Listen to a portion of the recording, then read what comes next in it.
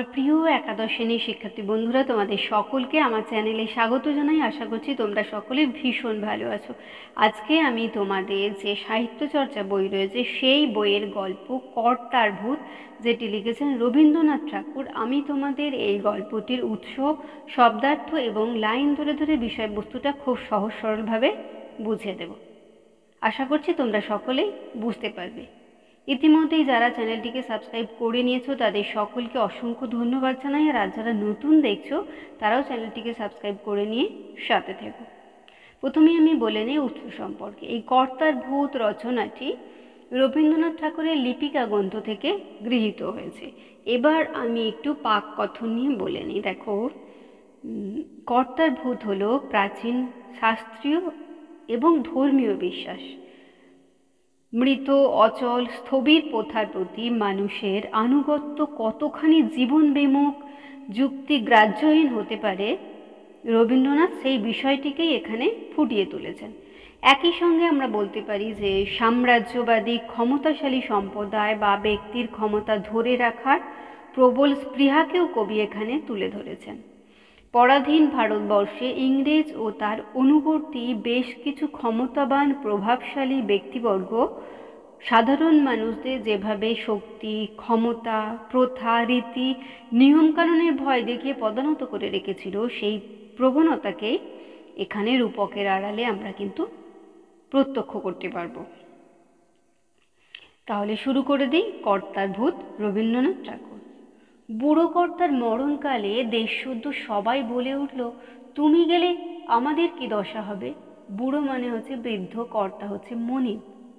মরণকালে মানে হচ্ছে মৃত্যুর সময়, দশা মানে হচ্ছে অবস্থা। শুনে তারও মনে দুঃখ হলো, ভাবলে আমি গেলে এদের ঠান্ডা রাখবে কে? ঠান্ডা রাখা হচ্ছে শীতল বা শান্ত রাখা বা দাবিয়ে রাখা। তা বলে মরণ তো এড়াবার জো নেই। এড়াবার মানে হচ্ছে এড়িয়ে যাবার, জো মানে হচ্ছে উপায়।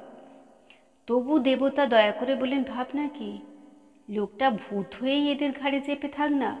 মানুষের মৃত্যু আছে, ভূতের তো মৃত্যু নেই। এখানে দেখো, বুড়ো কর্তার যে আসন্ন মৃত্যুতে দেশের সাধারণ মানুষ তাদের নিজেদের ভবিষ্যৎ ভাবনায় ভীত হয়ে পড়েছে। তাদের আশ্বাস দিয়ে দেবতা জানাচ্ছে যে কর্তা ভূত হয়ে চেপে থাকবেন তাদের ঘাড়ে। এতে দেশের লোক আবার আশ্বস্ত হয়ে গেল, কারণ ভূত হয়ে ঘাড়ে চেপে থাকলে তিনি স্থায়ীভাবেই থাকবেন। কারণ হচ্ছে কি বলতো, ভূতের তো মৃত্যু নেই। লেখক এখানে কটাক্ষ করেছেন যে এদেশের মানুষকে, মানে তার বক্তব্য যে এদেশের মানুষ প্রগতিশীল চিন্তাভাবনাকে কখনোই স্বাগত জানাবে না। আদিম চলাটাকেই তারা অন্ধভাবে অনুসরণ করে চলবে, কারণ এই চলাটায় একদিকে যেমন ঝুঁকি নেই, তেমনি অন্যদিকে আছে আদিম আভিজাত্য। মানে এই আভিজাত্যে তারা গর্ববোধ করে, আনন্দ পায়। নতুনত্বের কোনো ভাবনাই কিন্তু তাদের কোনোভাবেই ভাবিত করে তোলে না। কর্তার শাসন মেনে তারা নতুনকে অগ্রাহ্য করে। কর্তা কালের গর্ভে বিলীন হয়ে গেলেও কর্তার ভূতের মধ্যে তারা কর্তাকে আবার খুঁজে নিয়েছে। আর এই প্রয়াস হচ্ছে অন্তহীন। মানে ইউরোপীয়দের মতো নতুন কিছু ভাবার, অর্থাৎ যে বিচার বিবেচনা এবং যুক্তির আলোকে চিন্তা করার ক্ষমতা কিন্তু তাদের নেই। তারপরে দেখো, দেশের লোক ভারী নিশ্চিন্ত হলো, কেননা ভবিষ্যৎকে মানলেই তার জন্য যত ভাবনা, মানে দেশের লোক খুব নিশ্চিন্ত হয়ে গেল আর কি। ভবিষ্যৎকে যদি আমরা মেনে নিই তার জন্যই তো যত ভাবনা। আর ভূতকে মানলে তার কোনো ভাবনাই নেই, সকল ভাবনা ভূতের মাথায় চাপে, অথচ তার মাথা নেই, সুতরাং কারো জন্য মাথা ব্যথাও নেই। মানে তারা নিজেরা কোনো চিন্তা করছে না, কর্তার উপরই সব ঠেলে দিচ্ছে। এবং কর্তা মারা গেলে তার দেবতা বলেই দিয়েছে যে ভাবনা কি, তারা ভূত হয়েই তো থাকবে। কর্তা মানে লোকটা ভূত হয়েই ঘাড়ে চেপে থাক না, মানুষের মৃত্যু আছে, ভূতের তো নেই। সুতরাং দেশের লোক আরো নিশ্চিন্ত হয়, আরো আশ্বস্ত হয়ে যায়। তবু স্বভাব দোষে যারা নিজে ভাবতে চায় তারা খায় ভূতের কানমোলা। মানে যারা নিজে নিজে কিছু ভাবতে চায় আর কি, তারা কি খায় বলো তো? ভূতের কানমোলা খায়। এখানে কানমোলা অর্থে মানে অবাধ্যতার যে শাস্তি সেটাকেই বলা হয়েছে।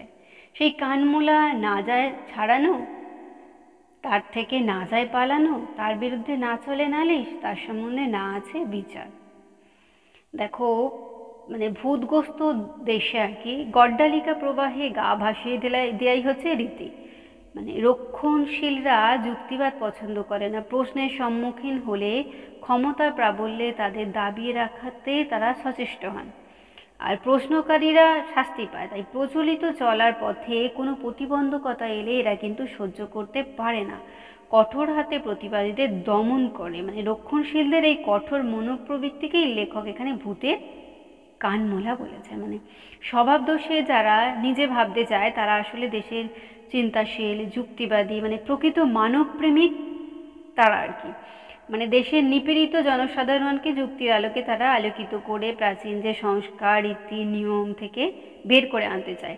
কিন্তু রক্ষণশীল শাসক শ্রেণী কী চায় বলো তো? কখনো প্রচলিত ধ্যান ধারণার বদল তারা চায় না, সংস্কার, নিয়ম নীতি তাদের কাছে কিন্তু কোনো মূল্য নেই।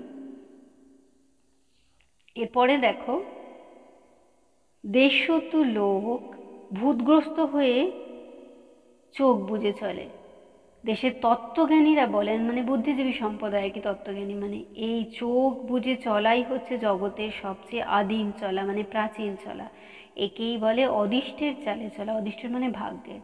সৃষ্টির প্রথম চক্ষুহীন কীটাণুরা, মানে অতি ছোট্ট কীট হচ্ছে কীটাণু, এই চলা চলতো ঘাসের মধ্যে, গাছের মধ্যে। আজও এই চলার আভাস প্রচলিত রয়েছে। দেখো, তত্ত্বজ্ঞানী মানে হচ্ছে তত্ত্বজ্ঞান সম্পন্ন যে দার্শনিক। মানে এই তত্ত্বজ্ঞানীরা কেবল কর্তার কর্তৃত্ব প্রতিষ্ঠাতেই যত্নবান, কারণ এর মাধ্যমে তাদের নিজেদের স্বার্থ বজায় থাকে। এই শাস্ত্রজ্ঞ কিছু সুবিধাবাদীরাই তো এখানে তত্ত্বজ্ঞানী। তত্ত্বজ্ঞানীরা ভূতগ্রস্ত দেশের লোকের চোখ বুজে নির্বিচারে চলা সম্পর্কে বলেন। আর এই চোখ বুজে চলাই হচ্ছে বিশ্ব ব্রহ্মাণ্ডের সবচেয়ে আদিম চলা, আর এটি হচ্ছে অদিষ্টের চালে চলা। মানে সৃষ্টির প্রথম চোখহীন কীটাণুরা এভাবেই চলতো। আজও ঘাস ও গাছের মধ্যে এরকমই চলার আভাস আমরা পাই। তত্ত্বজ্ঞানীদের একথার মধ্য দিয়েই বেরিয়ে আসা সত্যটি হচ্ছে, যুক্তি বুদ্ধিহীন নির্বিচারী মানুষ চিরকালই কী হয় বলতো? পরমুখাপেক্ষী হয়। চলো এর পরেরটা আমরা দেখে নিই। শুনে ভূতগ্রস্ত দেশ আপন আদিম আভিজাত্য অনুভব করে, তাতে অত্যন্ত আনন্দ পায়। এখানে দেখো, আদিম আভিজাত্য কথার সাধারণ অর্থ হচ্ছে অতি প্রাচীন, যেটা আমরা বলতে পারি যে সনাতন বংশকৌলিন্য। তো প্রত্যেক মানুষের মধ্যেই এই বোধ থাকে যে অতি প্রাচীন যে বংশকৌলিন্যর এই বোধটা থাকে। আর ভূতগ্রস্ত দেশের মানুষ তত্ত্বজ্ঞানীদের বলা কথার মাধ্যমে নিজেদের অতীত ঐতিহ্যকে মর্যাদাপূর্ণ বলে তারা মনে করেন আর কি। ভূতের ন্যায়ে ভুতুরে জেলখানার দারোগা, সেই জেলখানার দেয়াল চোখে দেখা যায় না, এই জন্যে ভেবে পাওয়া যায় না সেটাকে ফুটো করে কি উপায়ে বেরিয়ে যাওয়া সম্ভব। দেখো, ভুতুরে জেলখানার স্বরূপ ব্যাখ্যা করে এখানে বলা হয়েছে যে এই জেলখানার দেয়াল চোখে দেখা যায় না, মানে ফলে সেটাকে ভেঙে ফুটো করে বেরিয়ে আসাও তো সম্ভব নয়। আসলে কি বলতো, ধর্মতত্ত্বের অদৃশ্য সংস্কারের বেড়া বা দেয়াল অনুভব করা যায় না বলে তা থেকে সংস্কারাচ্ছন্ন মানুষ কোনোদিনই কিন্তু বেরিয়ে আসতে পারে না। মানে জেলখানার যে দেয়াল সেটা চোখে দেখা যাচ্ছে না, তাই সেটা মানুষ সেখান থেকে বেরিয়ে আসতেও মানুষ কিন্তু কোনোভাবেই পাচ্ছে না। তারপর দেখো, এই জেলখানায় যে ঘানি নিরন্তর ঘোরাতে হয় তার থেকে এক ছটা মানে পরিমাপের একক, অল্প পরিমাণে আর কি, তেল বেরোয় না যা হাটে বিকোতে পারে। বেরোবার মধ্যে বেরিয়ে যায় মানুষের তেজ। সেই তেজ বেরিয়ে গেলে মানুষ ঠান্ডা হয়ে যায়। তাতে করে ভূতের রাজত্বে আর কিছুই না থাক, অন্ন হোক, বস্ত্র হোক, স্বাস্থ্য হোক, শান্তি থাকে। দেখো, জেলখানার নিরন্তর যে ঘানি ঘুরছে তার থেকে মানব কল্যাণকর কিছু কিন্তু মেলে না। লেখক তাই বলেছেন যে এক ছটা তেল বেরোয় না যা হাটে বিকোতে পারে, কিন্তু তাই বলে মানে কোনো কিছু ঘটে না এমন কিন্তু নয়। লেখক বলছেন যে বেরোবার মধ্যে যেটা বেরিয়ে যায় সেটা হচ্ছে মানুষের তেজ, আর এই তেজ বেরিয়ে গেলে মানুষ কী হয়ে যায় বলে তো? ঠান্ডা হয়ে যায়। আর তারই চরম কার্যকর পরিণতি হচ্ছে ভূতের রাজত্বে আর কিছু না থাক, অন্ন, বস্ত্র, বাসস্থান, আশা আকাঙ্ক্ষা ইত্যাদি, কেবল নির্ভেজাল নিরুপদ্রব এই শ্মশানের শান্তিটুকুই সেখানে বজায় থাকে। কত যে শান্তি তার একটা দৃষ্টান্ত এই যে অন্য সব দেশে ভূতের বাড়াবাড়ি হলেই মানুষ অস্থির হয়ে ওঝার খোঁজ করে, এখানে সেই চিন্তাই নেই। কেননা ওঝাকে আগাগোড়াই কী করেছে বলতো? ভূতে ধরে আছে। মানে ওঝা কি করবে? ওঝাকেই আগে থেকে ভূতে ধরে রয়েছে। দেখো, ওঝা বলতে এখানে লেখক বুঝিয়েছেন যে প্রাচীন যে মানে ধর্মীয় বিশ্বাস যাদের মধ্যে রয়েছে আর কি, শাস্ত্রীয় প্রথা বা ধর্মীয় বিশ্বাসের যে অসারতা, সেটা সম্পর্কেই এই জ্ঞানী ব্যক্তিদের কিন্তু ওঝা বলেছেন। মানে প্রাচীন শাস্ত্রীয় প্রথা ও ধর্মীয় বিশ্বাসের অসারতা সম্পর্কে জ্ঞানী ব্যক্তিদের তিনি ওঝা বলেছেন। যদিও এই ক্ষমতাধর্মী সাম্রাজ্যবাদী শোষকদের কথা বলা যায়, তাহলে এই ওঝা তখন হয়ে যায় উচ্চপদস্থ শাসক শ্রেণীর কর্মচারী। তারপর দেখো, এইভাবেই দিন চলত। ভূত শাসনতন্ত্র নিয়ে কারো মনে দ্বিধা জাগত না। চিরকালই গর্ব করতে পারত যে এদের ভবিষ্যৎটা পোষা ভেড়ার মতো ভূতের খোঁটায় বাঁধা। সে ভবিষ্যৎ ভ্যাঁও করে না, ম্যাও করে না, চুপ করে পড়ে থাকে মাটিতে, যেন একেবারে চিরকালের মতো মাটি। মানে দেশের গর্বের বিষয় হচ্ছে কি বলতো, ভূতগ্রস্ত দেশবাসীর ভবিষ্যৎ পোষা ভেড়ার মতো ভুতুড়ে খোঁটায় বাঁধা। আর এই ভবিষ্যৎ কোনোভাবে চিৎকার বা কাতরধ্বনি করে না, বরং সম্পূর্ণভাবে চিরকাল চুপ করে মাটিতে পড়ে থাকে। কেবল অতি সামান্য একটা কারণে একটু মুশকিল বাঁধল। সেই হচ্ছে এই যে পৃথিবীর অন্য দেশগুলোকে ভূতে পায়নি। তাই অন্য সব দেশে যত ঘানি ঘোরে, ঘানি হচ্ছে সর্ষে তেল ইত্যাদি পেশার যে যন্ত্র, ঘানি ঘুরে তার থেকে তেল বেরোয় তাদের ভবিষ্যতের রথচক্রটাকে, মানে রথের চাকাটাকে সচল করে রাখবার জন্য। সচল মানে গতিশীল করে রাখার জন্য। বুকের রক্ত পিষে ভূতের খপ্পরে ঢেলে দেবার জন্য নয়, মানে খপ্পরে মানে হচ্ছে মাথার খুলিতে ঢেলে দেবার জন্য নয়। কাজেই মানুষ সেখানে একেবারে জুড়িয়ে যায়নি, তারা ভয়ঙ্কর সজাগ আছে। এখানে দেখো, পৃথিবীর অন্যান্য দেশে যে যুক্তিবাদী সংস্কারী মন নিজেদেরকে নিয়ে ভাবে, তাদের ভবিষ্যৎ নিয়ে চিন্তা করে, তাদের জীবন পথে কালের গতিতে তারা সচল থাকে, পৃথিবীর অন্যান্য দেশগুলিতে এই ভূত শাসনতন্ত্র কায়েম নয় বলেই নতুন যৌক্তিকতার আলোকে তারা নিজেদের মিশিয়ে নিতে পারে। ফলে তারা কি বলতো, অন্য সব দেশে যত ঘানি ঘোরে তার থেকে বেরোয় তেল ভবিষ্যতের রথচক্রকে সচল রাখার জন্য। তারা অহেতুক বুকের রক্ত পিষে ভূতের খপ্পরে সেই তেল কিন্তু ঢালে না। মানুষের মন সেখানে অদৃষ্টের খোঁটায় কিন্তু বাঁধা নয়। আর অন্য সব দেশে যত ঘানি ঘোরে তার থেকে তেল বেরোয়, তারা ভবিষ্যতের রথচক্রটাকে সচল রাখে। মানে কি বলতো, শ্রমের উপযোগিতা তারা বোঝে, তারা কোনোভাবেই কিন্তু আবদ্ধ নয়। আর প্রগতিশীল বিশ্বের সাথে সঙ্গতি রেখে তারা এগিয়ে চলে। মানে তারা যুক্তি, তারা বিচার বোধ এগুলোকে গুরুত্ব দেয়। নিজেদের ভাগ্য তারা কি করে বলতো, নিজেরাই গড়ে তোলে। আর প্রতিটা পদক্ষেপে তারা সচেতন থাকে, শাস্ত্রনির্ভর ধর্মীয় বিশ্বাসের যে আফিন তাদের ঘুম পাড়াতে কিন্তু পারে না, তারা ভয়ঙ্করভাবে সজাগ থাকে। চলো এরপরে যেটা, এদিকে দিব্যি ঠান্ডায় ভূতে রাজ্য জুড়ে খোকা ঘুমোলো, পাড়া জুড়োলো। সেটা খোকার পক্ষে আরামের, খোকার অভিভাবকের পক্ষেও। আর পাড়ার কথা তো বলাই আছে। কিন্তু বর্গি এলো দেশে। দেখো, নইলে ছন্দ মেলে না, ইতিহাসের পদটা আবার খোঁড়া হয়ে থাকে। এখানেতে দেখো, খোকা ঘুমোলো, পাড়া জুড়োলো, বর্গি এলো দেশে, পরে হচ্ছে বুলবুলিতে ধান খেয়েছে, খাজনা দেব কিসে। এটা একটা ছন্দবদ্ধ ছড়া, কিন্তু ব্যাপারটা হচ্ছে যে ভারতবর্ষের ইতিহাসে এই চরমতম এটা সত্য। এই ভারতবর্ষে বারবার বহিঃশত্রুর আক্রমণ ঘটেছে। ফলে কি হয়েছে বলতো, এদেশের মানুষের জীবন বিপন্ন হয়ে পড়েছে, তারা নিষ্পেষিত, অত্যাচারিত, শোষিত হয়েছে। আর সময়ান্তরে কি বলতো, একদল করে এসেছে, আবার একদল করে অত্যাচারীরা বিদায় নিয়েছে। আর এই ঘটনার পুনরাবৃত্তি ঘটেছে। আর এই ধারারই যে ক্রমাগত যে গতিতে শেষ পর্যন্ত ইংরেজ জাতি এসে ভারতে কি করেছে, তাদের তেজকে বিকীর্ণ করেছে। তো তারা কি বলছে দেখো, নইলে ছন্দ মেলে না, ইতিহাসের পদটা খোঁড়া হয়ে থাকে। দেশে যত শিরোমণি চূড়োমণি আছে সবাইকে জিজ্ঞাসা করা গেল এমন হলো কেন। দেখো, যে শ্রেষ্ঠ ব্যক্তি, শিরোমণি অর্থে চূড়ামণিও শ্রেষ্ঠ ব্যক্তি, তারা এক বাক্যে শিখা নেড়ে বললে, শিখা মানে এখানে টিকি, এটা ভূতের দোষ নয়, ভুতুরে দেশের দোষ নয়, একমাত্র বর্গীর দোষ। বর্গী হচ্ছে যে মারাঠা যে লুটেরা, বর্গী। বর্গী আসে কেন? শুনে সকলেই বললে তা তো বটেই, অত্যন্ত সান্ত্বনা বোধ করলে। দোষ জারি থাক, খিড়কির আনাচে কানাচে ঘোরে ভূতের পেয়ারা, আর সদরে রাস্তায় ঘাটে ঘোরে অভূতের পেয়াদা। ঘরে গেহস্থের টেকা দেয়, ঘর থেকে বেরোবারও পথ নেই।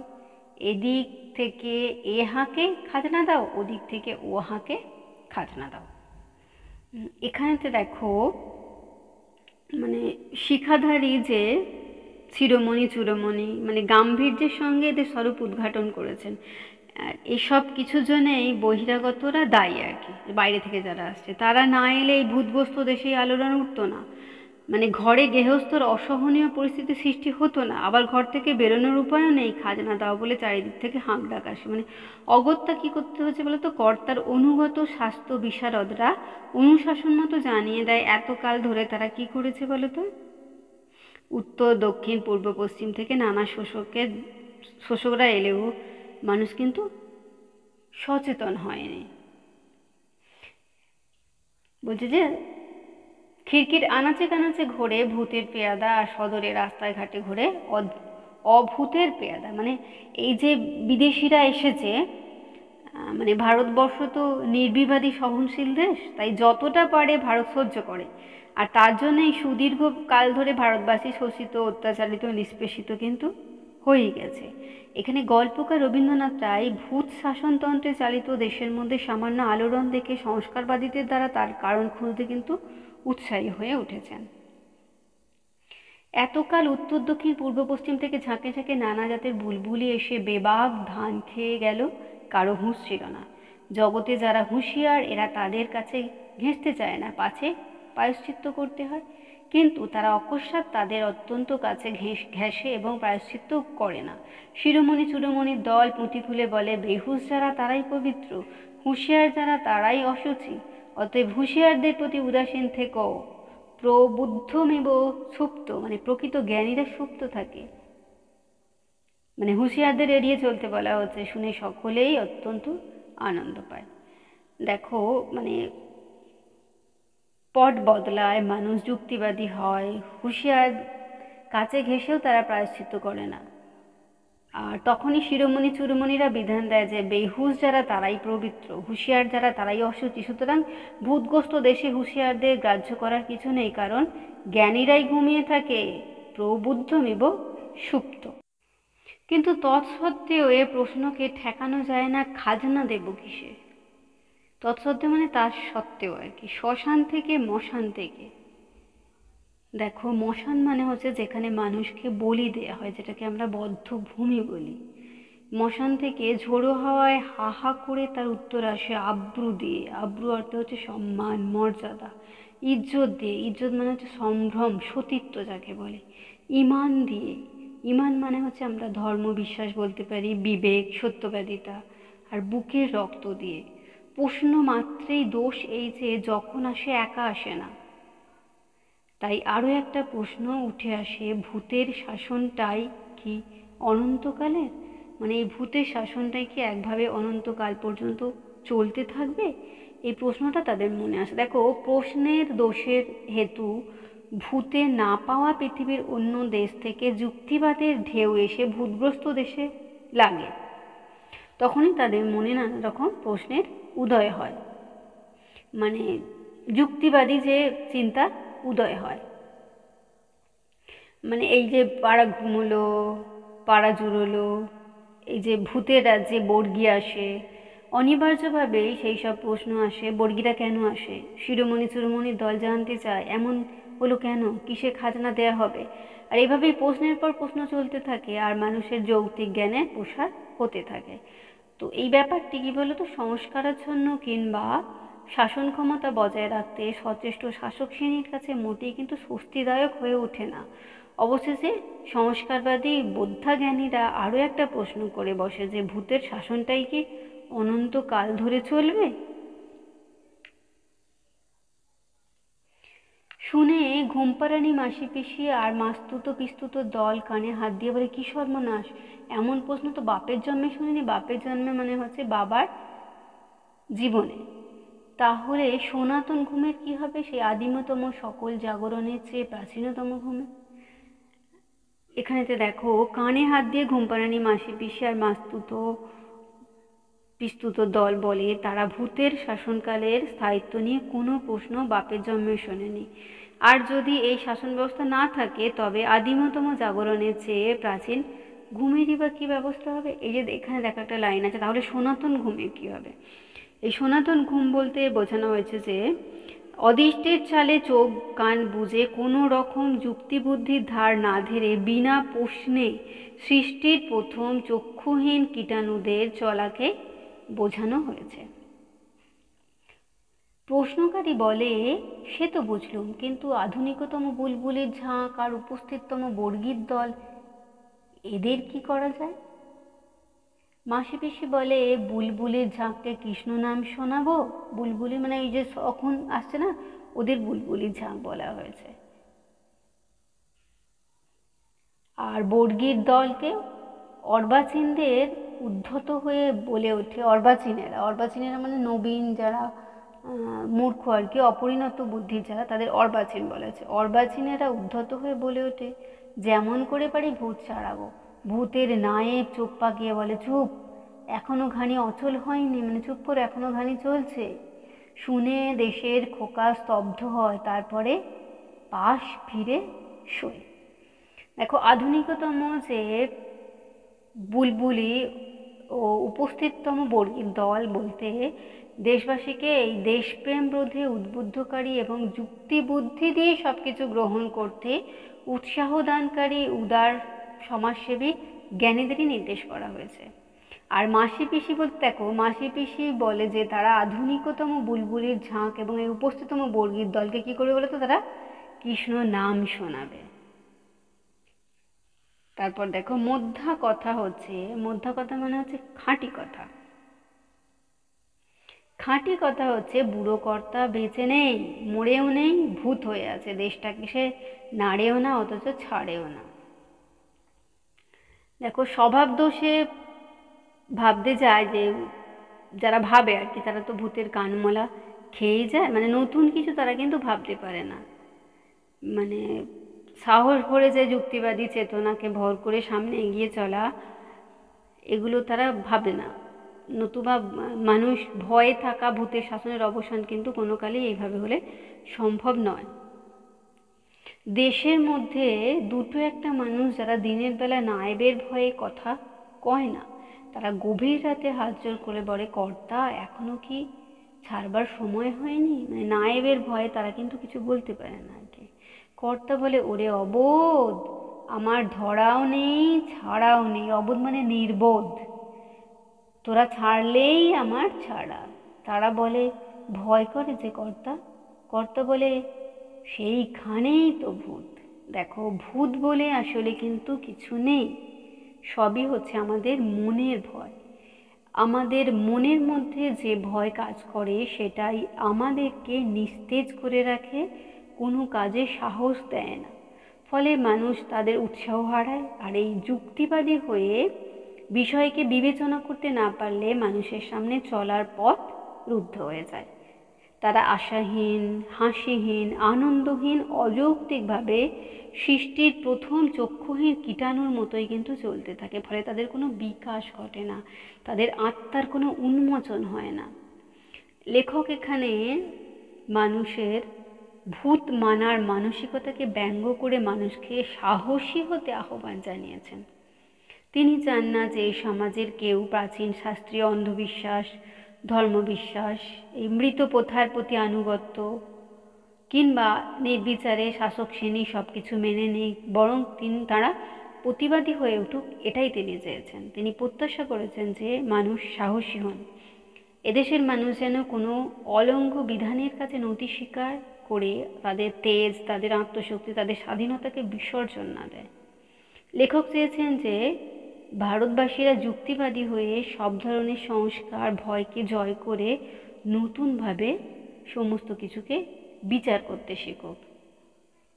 মানে এটা কিন্তু রূপকের আড়ালে লেখক আমাদের কাছে এটাকে তুলে ধরেছেন। মানুষের আত্মশক্তি, তার স্বাধীন চেতনার উন্মেষ ঘটানোর জন্যই লেখক এটা করেছেন। আদতে কিন্তু ভূতের কোনো অস্তিত্ব নেই। মানে ভূতের জন্য প্রশ্ন করার সাহস হয় না, সেই ভয়েই মধ্যেই কিন্তু ভূতের অস্তিত্ব রয়েছে। সব ধরনের সংকীর্ণতা থেকে আমাদের বেরিয়ে আসতে হবে। মানে সে আত্মশক্তির মাধ্যমে সচেতনতা পাবে, তার মন মুক্ত এবং উদার হবে। সব ধরনের সংকীর্ণতাকে দূরে সরিয়ে উদার উন্মুক্ত আকাশে তার আত্ম উন্মোচন হবে। নিজের ভয় দূর করে সাহসী হবে, আর পরাধীনতা শৃঙ্খল মোচন করে স্বাধীন হবে। সমস্ত কিছুকে যুক্তি দিয়ে বুদ্ধি দিয়ে গ্রহণ করবে। এটাই আমাদের লেখক বলতে চেয়েছেন। তাহলে একাদশ শ্রেণী তোমাদের সাহিত্য চর্চা বই থেকে যে ছোট গল্প কর্তার ভূত আমি বুঝিয়ে দিলাম, আশা করছি সকলে বুঝতে পেরেছো। ভিডিওটি দেখার জন্য তোমাদের সকলকে অসংখ্য ধন্যবাদ জানাই। ভালো লাগলে লাইক করো, কমেন্ট করো, বন্ধুদের মধ্যে শেয়ার করো।